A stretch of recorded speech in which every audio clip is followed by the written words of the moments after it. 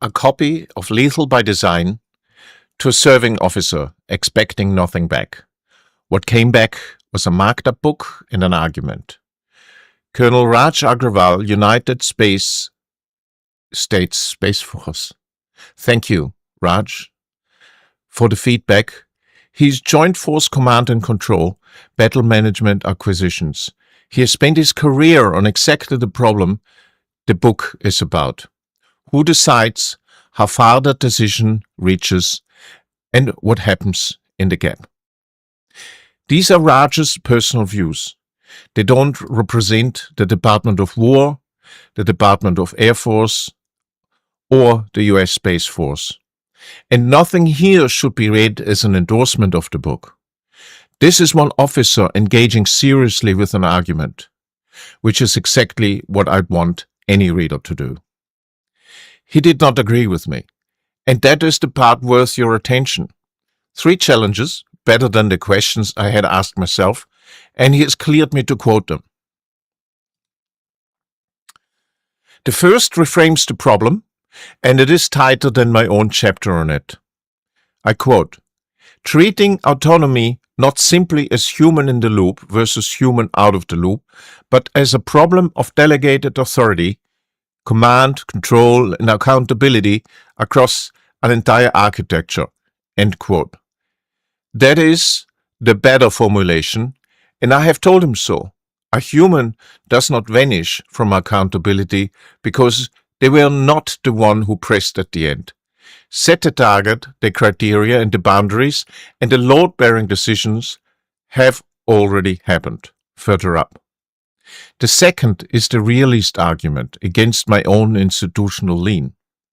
Quote, "Even a state that may resist external constraints can have powerful internal reasons to constrain certain combinations of autonomous capabilities. Uncontrolled effects can be contrary to national objectives, regardless of whether a treaty prohibits them." End quote. I lean on institutions in the book because that is where the evidence runs. He's pointing at a second road to the same place, one that needs nobody to share your values or surrender anything. A state can simply notice that an effect it cannot recall is bad for its own objectives. The third one I have not answered. Quote, "Military command has never required a commander to foresee every specific downstream outcome of delegated action." End quote. Which is true. And it is the hardest thing anyone has put to this book. Command has always run on delegated authority with slack in it. So the question is not whether human decided, it is how much foreseeability a decision needs before it still counts as authorization, and where scale, tempo, and adaptation start eating a model that has always tolerated slack. I do not have a clean answer. I would rather sit with that than force one. He also pushed back on where the story starts. I put the discontinuity at the V1 rocket, where a gyroscope and a mechanical counter made the terminal decision after the human is out of the loop. He would take the lineage back to the spare, the sling, the catapult. Between us, we landed somewhere better than either of us started. 3 discontinuities rather than 1. Tool-assisted reach, then terminal automation, then machines that perceive, classify, select, and adapt rather than execute and fix instructions. That framing is his, and I'm using it with his name on it. I opened with that because it is the same argument as the rest of tonight, in an older uniform. Somebody authorized something, something else happened. The question is whether anybody could fairly be said to have authorized it. Which brings me to the week. 7 stories this week, and in every one of them, an assurance was doing the work that only a check can do. 4 of them, so you can hear the shape before I argue for it. A backup that an entire recovery plan rests on, and that nobody has ever rehearsed. A residency clause that names one location for a system that sits in 4. A credential inside a build pipeline, scoped, correctly once and not read by anybody since. And a security statistic repeated all year because it sounded plausible, rather than because somebody had traced it to a document. 7 stories, 7 fields, 7 days, 1 shape. In every one of them, somebody was owed an answer, and what they were handed instead was assurance. Before I go further, my views here are entirely my own, drawn from more than 30 years of professional experience in enterprise architecture, security, and governance. Right. Third one of these, so I will be quick for anybody who has not sat through one before. Every week starts with that week's own research. Then 7 pieces, 1 per series, published a day at a time as the week runs on LinkedIn and on the site. Sundays goes out on Sunday, Fridays on Friday. Some of them are 6 days old by tonight. The newsletter is assembled from those 7 after they are all out, published with their published links, so it cannot exist before the last one goes live. That is why it lands on a Saturday morning, the newsletter, rather than with the articles. And that is the first time in the week all 7 sit in one place. Which makes tonight the 3rd pass. Written one at a time, summed up this morning, and read out loud this afternoon. And that 3rd one is not a formality. What you can see across 7 at once is not what you can see in any one of them on the day I wrote it. So 2 things happen here that do not happen on the page. The part I cut for length comes back, and I get to say what only shows up with all 7 side by side. That second one is the reason to stay for the hour. I did not have it on Tuesday, and I did not have it in writing this morning. The articles are the evidence. This is the reading. Before any of the evidence, here is what to listen for. Otherwise, you will hear 7 unrelated stories. An assurance and a check are not 2 strengths of the same thing. They are different objects. They have different costs, and the cost is what decides which one you end up with. An assurance is a sentence. Somebody writes it once. After that, it can be repeated for nothing. In a board pack, in a contract, in a supplier questionnaire, for years. A check is an event. Somebody has to do it. It costs the same the second time as it did the first, and it costs the same again the year after that. Now run those 2 forward together. The assurance gets said more and more often, and every repetition makes it sound more settled. The check gets deferred. And here is the part I would sit on, because it is the part nobody can point at afterwards. Nobody ever decides to defer it. There is no meeting, no minute, no risk acceptance, no name against it. It simply never comes up because it is nobody's turn. I put it more plainly in writing this morning than I just did say it out loud. The assurance was cheap and the check was not, which is why I kept not happening until something forced it. That is the shape this week, 7 times in 7 fields over 7 days. And I want to be careful about how hard I push it, because I'm the one who assembled the pattern. This is a reading of 7 stories from 1 week. It's not a rule. 1 week is not a sample. I have no idea what the weeks I did not look at would have shown me. So here is the line to carry through the next half an hour. Repeating an assurance does not make it any more true. It only makes it more expensive to doubt. So 7 days. Sunday, Cyber Guide for New Zealand boards. New research across this region found that 34% of ransomware victims paid. And for the ones who paid, 36% got nothing back. Say that second number to yourself again, because it is the one doing the work. More than a third of the organizations that had paid a ransom did not get their data back. The reason is 1 line long. Their backups had never been rehearsed. Now, the qualification. And given what Saturday's article turns out to be about, it is the least I can do. That is 1 piece of research, and when I wrote Sunday's piece, I could not find its method published anywhere. I have not seen it. So take those 2 numbers at the finding of 1 study rather than a constant. If somebody quotes them back at you in a year, ask them the question I'm going to be asking about everything else tonight. Now the mechanism, because Sunday is the whole week in 1 story. A backup is an assurance. It is a sentence in a continuity plan. Once it is written, it can be repeated at every board meeting for a decade at no cost, and it will sound a little bit more solid each time. The check is a rehearsal. Somebody restores a real system from the real media against the clock and finds out. That costs money, it costs downtime, it costs somebody a weekend. So the assurance is free and the check is expensive and there is no date on the expensive one. The rehearsal does happen eventually. It is simply scheduled by somebody else at a time nobody chose, and by then the result is not a report, it is a prize. And here is the part I would actually put in front of a board, which is not the percentage at all. It is the date on the advice. New Zealand Cyber Agency has been saying this since 2021. That is 5 years. So this is not a knowledge problem. Nobody inside that 34% was short of information. The advice was public, it was free, and it was correct, and the rehearsal still has no owner and no date. Which tells you something uncomfortable. Publishing better advice will not fix this, because the advice was already good. So the useful thing to do with Sunday costs nothing and does not need a budget round. Find out when your organization last restored a production system from backup end to end against the clock. Not tested the backup job, not confirmed the job completed, restored the system. If nobody can give you a date, then you do not have a tested backup.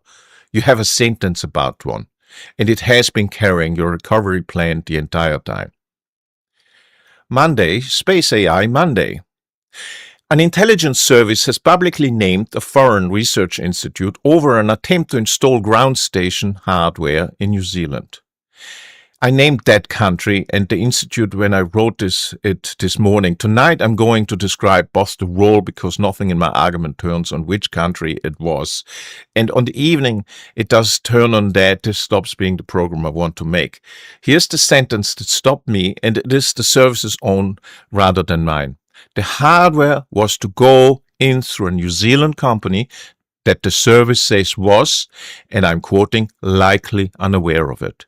Sit with likely unaware for a moment, because it is the most sympathetic thing that could have been written in that space. It is not an accusation. It says the host was not part of it, and in the same breath it says the host did not know what it was hosting. That is our substitution in this cleanest form. The host had a commercial counterparty.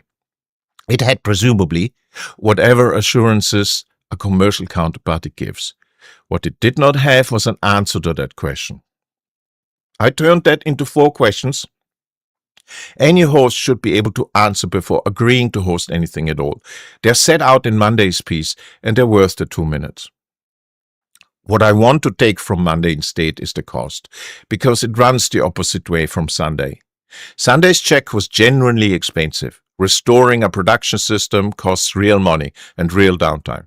Monday's check is a question. Who is this ultimately for? Asking it costs nothing at all. Now, getting a true answer to that question may be very hard, and in some arrangements it may be impossible, and I'm not going to pretend otherwise. But the asking is free. And there is something worth more than it sounds in having asked. If the host had asked and had been told something untrue, the host would be in a completely different position tonight. It would hold a record of having asked and the counterparty who had answered.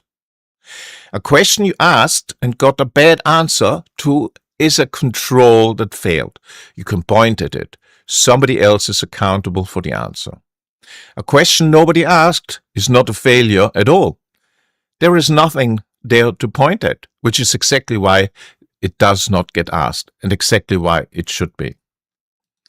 Tuesday, GenAI. A payment company bought the routing layer. The switch that decides which model answers each call.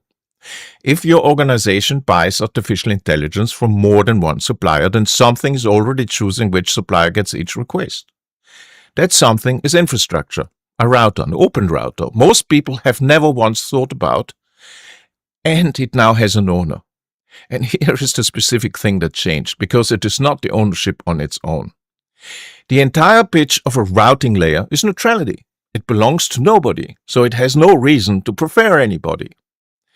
The phrase I landed on for what that pitch has become is the one I would have you write down. An unverifiable claim about its new owner's intentions. So the pitch itself has not changed. It is the same sentence it's always been. The thing it describes now has an owner the sentence has not noticed. I want to be careful here because there's nothing improper in any of this, and I'm not suggesting that there is. Buying a company is an ordinary commercial act. The new owner may well run it exactly as it ran before, and may fully intend to.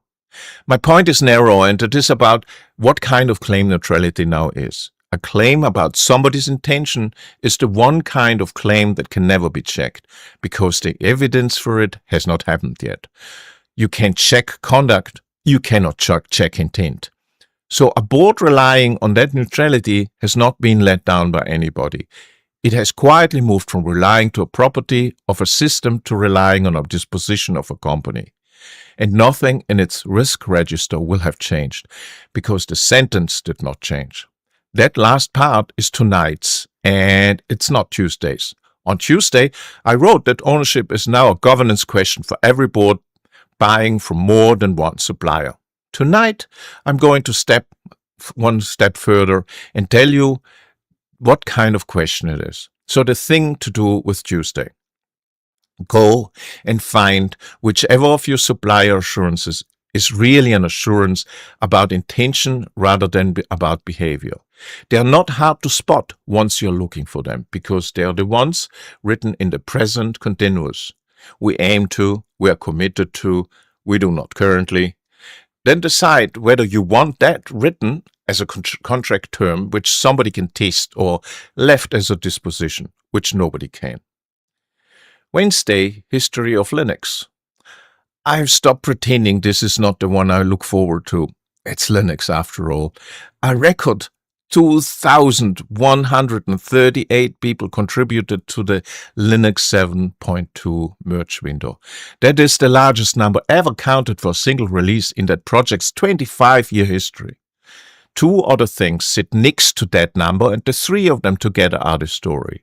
The first is that the review is now happening at a scale no single person can personally audit. Nobody can read it all. That is not a criticism of anybody. It is arithmetic. The second is that artificial intelligence tools are flagging a growing share of that review. And the third is that the same release closed a manual fix that had been worked on for 6 years. Now, why this belongs in tonight's set? Because it is the one that looks least like a failure, and it is not one. Nothing went wrong here. This is a healthy project doing more work than it has ever done in the open, where anybody who wants to can count it. But look at which part is countable and which part is not. 2,138 is a check. It is exact. Anybody can recount it. And if it were wrong, then somebody could say so and be shown to be right. It was reviewed. It's an insurance. It is a sentence. It costs nothing to repeat. And at this scale, there is no longer any one person who could confirm it or deny it. Those two used to travel together in a project this size. They do not travel together anymore. And the growth that everybody is rightly pleased about is exactly what pulled them apart. The 6-year fix is the part I would hold on to, because it shows you what a real check looks like when nobody has automated it 6 years by hand to close one item. And the part about the tools, I'm going to leave exactly where I left it on Wednesday. A growing share of the review, not a majority, not a replacement, and not a verdict on whether it is working. It is early. I did not claim otherwise in writing, and I'm not going to claim otherwise now that nobody can check me. Thursday, EA, an agentic age. 3 disclosures this year, all of them artificial intelligence coding agents leaking production secrets. Why am I not surprised? And in every case, the mechanism was the same. The build pipeline the agent was running inside held more privilege than anybody had rechecked in months. Notice the word rechecked. Not misconfigured, not stolen, rechecked. Somebody scoped those credentials once, and I would have guessed scoped them correctly for the job in front of them at the time Then the job changed and the scope did not, because rereading a working credential is a task with no visible result. A credential that has been working for months is the hardest thing in an estate to persuade anybody to go and look after, because it has been working for months. Now, the qualification, and it matters more here than anywhere else tonight. 3 disclosures is 3. It is not a rate. It's not a survey. I have no idea how many pipelines out there are perfectly well scoped. And neither does anybody quoting this at you. What 3 cases give you is a mechanism, and the mechanism is the transferable part anyway. A number would only tell you how worried to be. A mechanism tells you where to go and look. So I proposed a rule for it in the article. No unsupervised agent session should hold more than 2 of 3 risk properties. The 3 are set out in Thursday's piece. What matters out here is the shape rather than the list. What I will say is why a 2 of 3 rule is a good shape, because the part is general and it belongs to you rather than to any one piece of mine. A rule that says be careful gives nobody anything to do. A rule that counts gives you an answer. You look at the session, you count, it is either 2 or 3. That is a check with an answer rather than an opinion, and anybody can run it without asking permission first.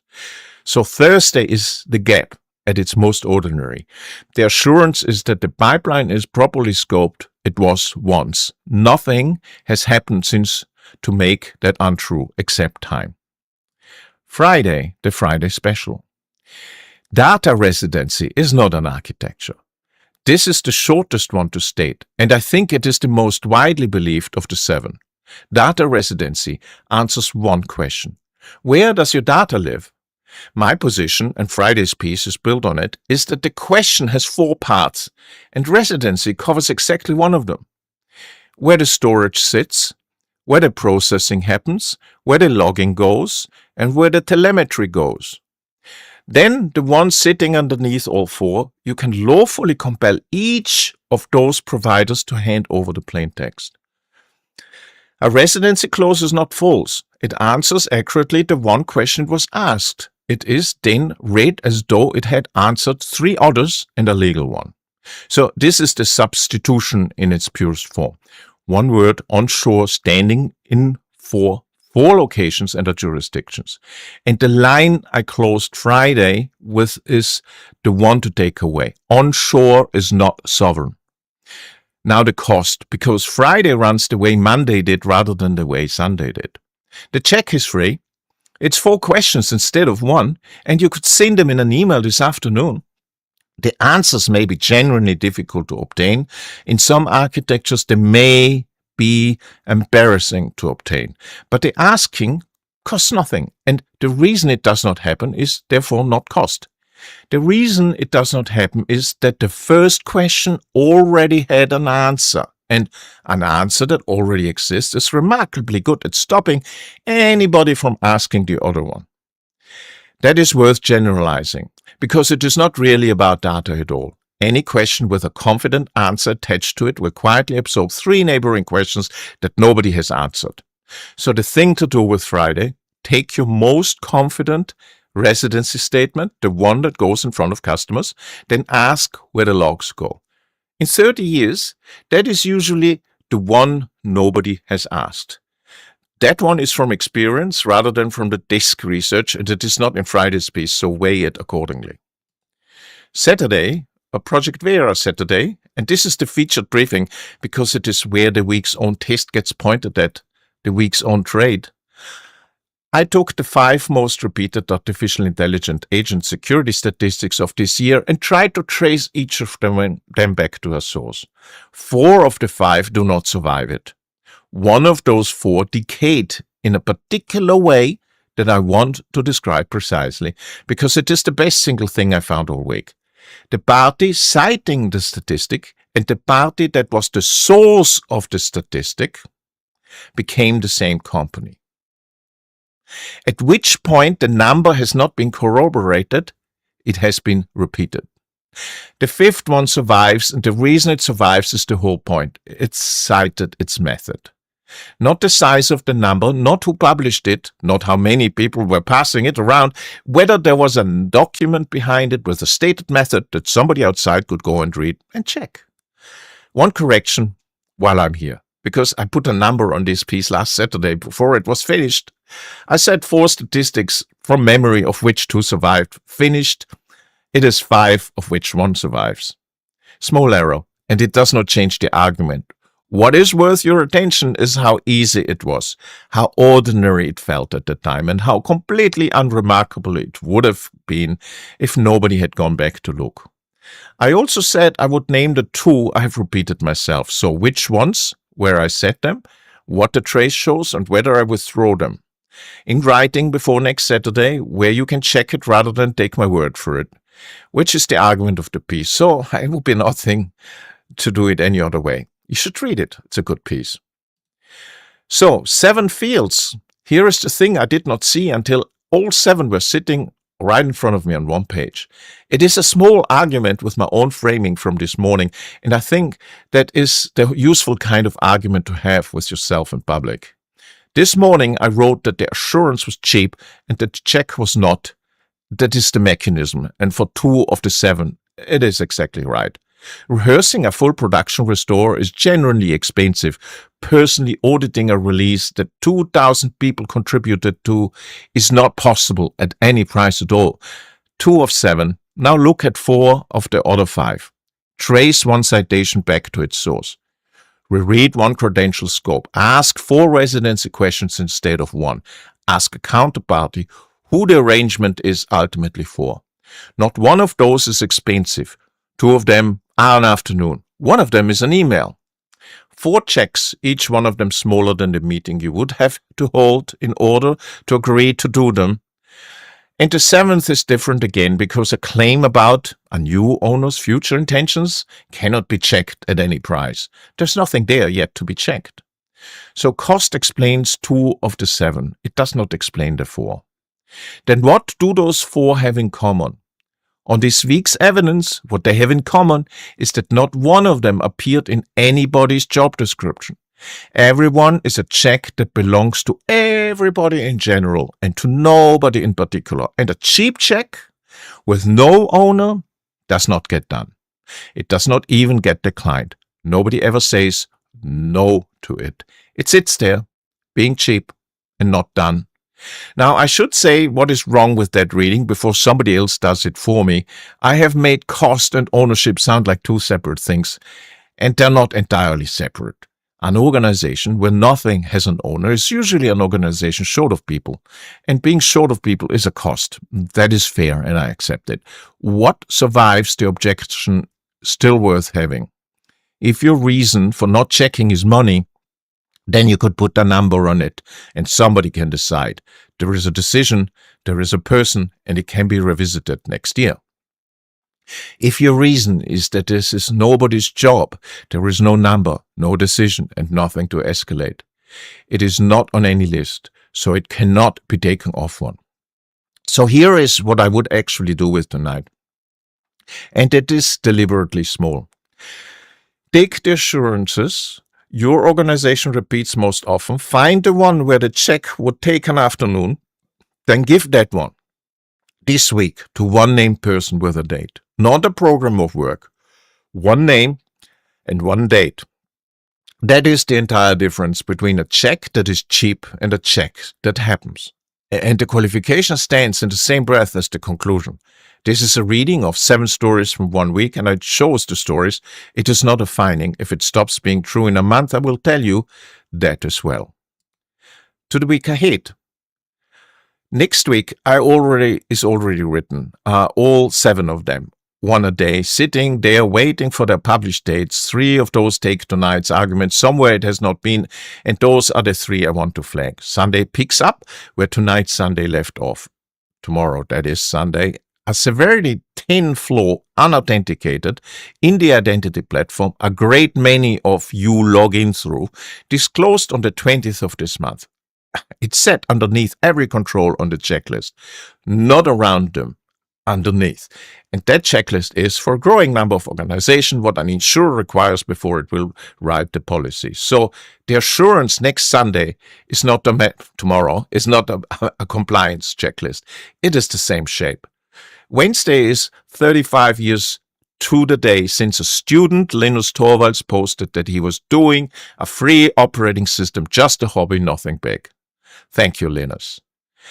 Tonight, that project has more contributors in one merge window that any person can audit. Next Wednesday, I want to look at what governs it instead, and the number I keep returning to is the price of a seat at the table. The bazaar became a registry. I have not yet decided whether that is a loss, and I would rather work it out on air next Saturday than pretend otherwise. And Saturday is the one I would come back for. Tonight was 5 statistics with no document behind them. Next Saturday is a harder case. A study that is real, properly conducted, properly published, properly cited, and measuring something other than what everybody quotes it for. That is far more uncomfortable than a made-up number, because every check we talked about tonight passes on it.